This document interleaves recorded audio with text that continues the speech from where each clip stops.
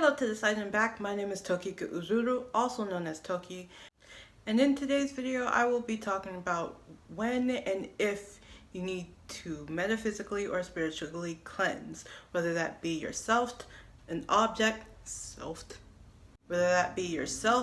an object, or your space.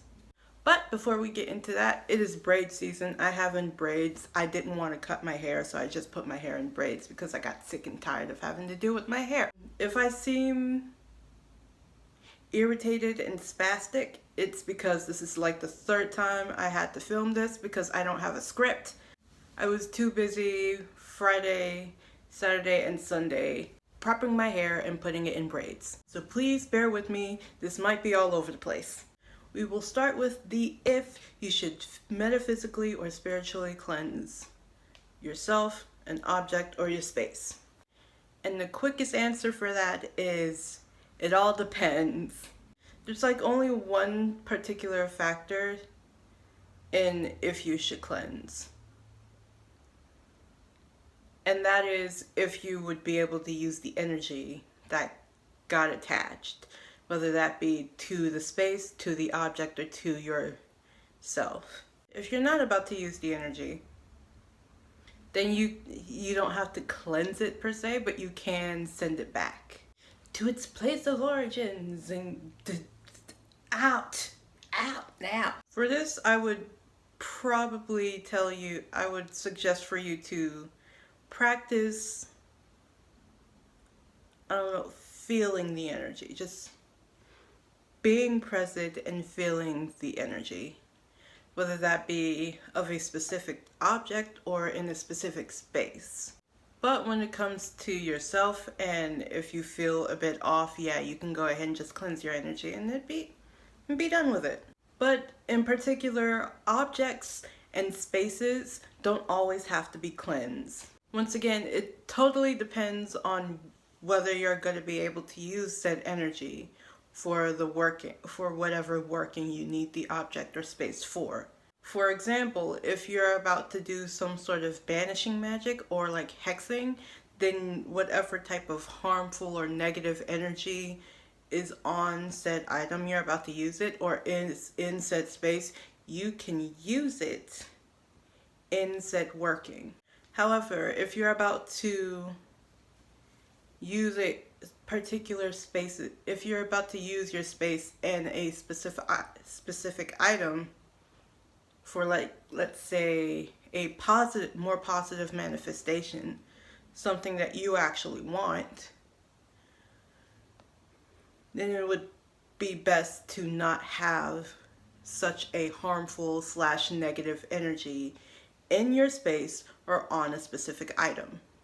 So just practice on feeling the energy of a specific space or a specific item, and if you're not completely comfortable with the said energy, then you can go ahead and figure out what you want to use to cleanse it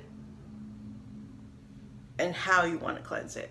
And now we can get on to how often should you cleanse spaces, objects, and yourself. And the easiest way to answer that is as often as you can or you need. For example, when it comes to my space, I do check every week to see if I need to cleanse it. However, if there's a particular day that is not the day that I check if it needs cleansing, then I will cleanse it right then and there.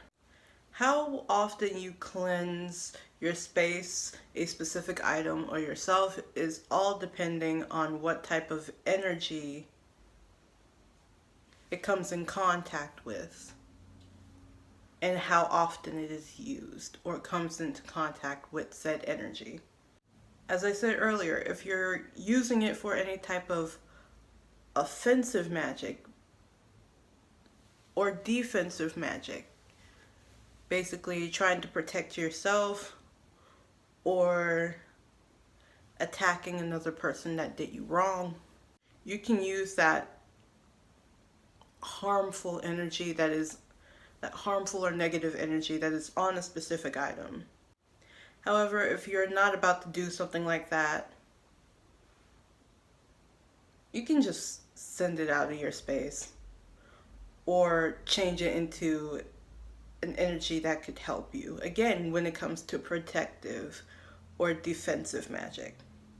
So to put this entire video into like a little wrapped gift, if you should cleanse, it's solely depending on what you're using the item for, or whether you can use the energy that is attached itself to, whether it's you, an item, or your space.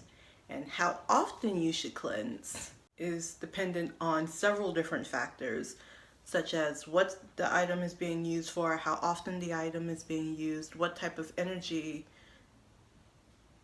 it comes into contact with, how often it comes into contact with said energy, and whether you would actually be able to use that energy for whatever working you're dealing with. And with all of that being said, it is time for me to do the stereotypical YouTuber outro, where I, as a stereotypical YouTuber, would ask you to do the following.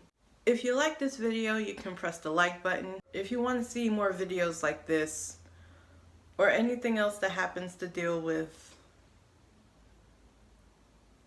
the paranormal, the occultism, or anything about my personal practice, you can press the subscribe button and the notification bell to be notified of when I post. Any type of questions, comments, concerns, or ideas for future videos can be put into the comment section below. Specifically, my next few videos are going to be about like different types of magic. And as I finished with that, all of that being said, my name is Toki Kuuzuru, aka Toki, and this is Toki saying Toki out.